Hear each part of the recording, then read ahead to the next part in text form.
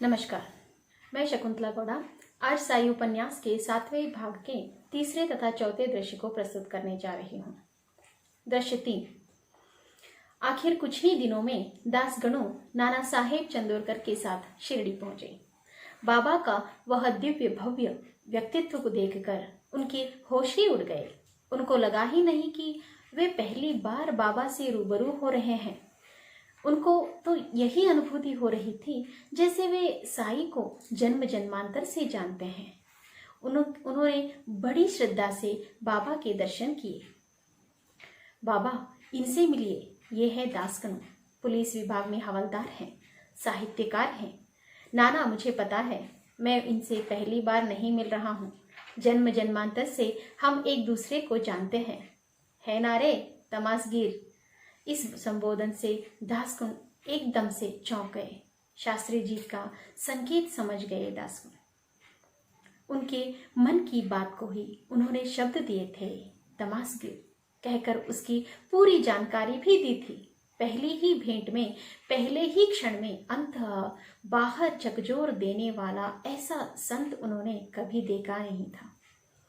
मेरा गुरु यही है, यह भाव दासगणु में दृढ़ हो गया। मेरा ही नहीं, यह तो जगत गुरु है, इसकी भी उनको पहचान हुई। वे धन्य हो गए। बाबा, आप महान हैं, आपका विचार वैभव अगाध है, आपके जैसा त्रिकालज्ञ अन्य कोई नहीं है।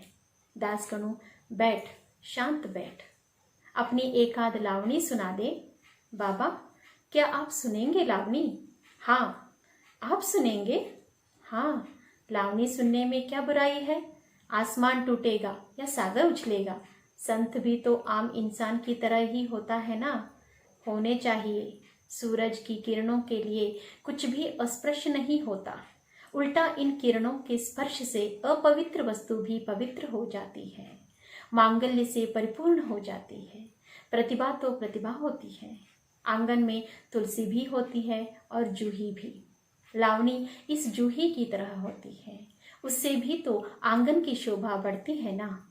साहित्य का कोई भी प्रकार सरस्वती के दरबार की शोभा ही बढ़ाता है। चल, अब सुना अपनी एक लावणी, जैसी आपकी आज्ञा। दासगणु ने एक लावणी सुना दी। उसकी आवाज सुमधुर थी, उच्चारण साफ था। रचना श्रृंगारिक होने पर भी उस रचना पर उसका प्रभुत्व दिखाई दे रहा था। लावणी के खत्म होते ही सब ने तालियों से उसकी दाद दी। दासगणु बहुत अच्छा लिखते हैं और उतना ही अच्छा गाते भी हैं। अल्लाह की मेहर नजर है तुम पर।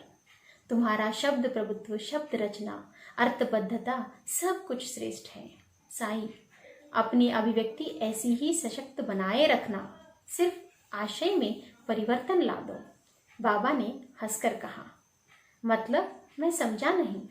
बावले, तो अब तक स्त्री के शारीरिक सौंदर्य का वर्णन करते आ रहा है, पर मनुष्य का सौंदर्य शाश्वत नहीं है। वह धीरे धीरे घटता जाता है, नष्ट होता जाता है। तुझे सौंदर्य का ही वर्णन करना है, पर उसके शाश्वत सौंदर्य का।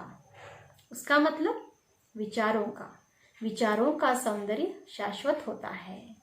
पर विचार आदि तो दर्शन आदि के विषय है ना, फिर वह कविता का विषय कैसे हो सकता है?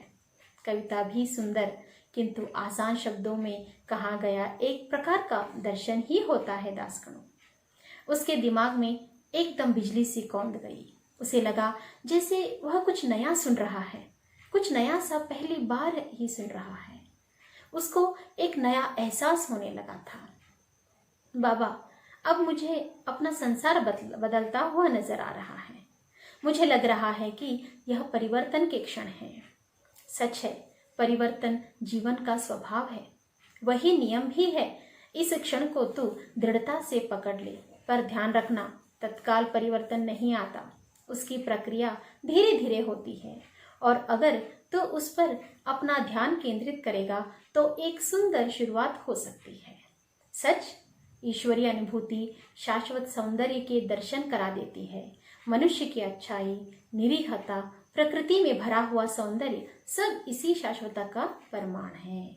शरीर के सौंदर्य से आत्मा का सौंदर्य तक अपनी दृष्टि को विस्तार देने में तुम्हें एक बहुत बड़ा खजाना मिलेगा। चलो आज इतना काफी है। श्यामा, मेहमानों को कुछ खाने पीने के लिए दो ना। जी बाबा। फिर चर्चा साहित्य को छोड़कर अन्य विषयों की तरफ मुड़ गई। दासगणों को यहाँ लाने से खुद नाना साहेब खुश थे। उनका प्रयोजन पूरा हुआ। दृश्य 4। साई से प्रभावित दासगणों बार बार बाबा के पास आने लगे। उन्हें शाश्वत सौंदर्य की पहचान होने लगी। बाबा की अलौकिकता का एहसास होने लगा। लेकिन अभी तक उन्होंने लावणी लेखन बंद नहीं किया था। पर लेखन में कमी अवश्य आई थी। तमाशा भी कम नहीं हुआ था, पर पहले की तरह उसमें उतना आकर्षण नहीं रहा था। परिवर्तन भी धीरे धीरे होता है। बाबा के इस विधान की प्रतीति उनको होने लगी थी। बाबा यानी साक्षात जीवन दर्शन, इसका भी उनको ज्ञान हुआ था। आज तक उन्होंने कई दार्शनिक पुस्तकें पढ़ी थी। उनमें लिखा दर्शन मात्र उनको चर्चा के लिए लिखा गया दर्शन लगता था। धरती के जीवन पर आकाश से लिखा गया वह मात्र विचार लगा। पर बाबा के विचार प्रत्यक्ष जीवन की मिट्टी से सजे हुए थे, वस्तुनिष्ठ थे, आचरण में लाने योग्य थे और उनके द्वारा जीवन में क्रांतिकारी परिवर्तन लाया जा सकता है। ऐसा उनको महसूस हुआ क्योंकि उनकी बातों में ही ऐसा जीवन दर्शन निहित था। साईं के सतत सानिध्य से उनके व्यक्तित्व में काफी बदलाव आने लगा था। उनको लगता जैसे उनके मन को साईं का परम स्पर्श हो गया है। मन आह्लादित हो गया है। साईं की गूढ़ बातों का मर्म अब दासगणों को समझ में आने लगा था। वह अब साईं का सानिध्य खोना नहीं चाहता था।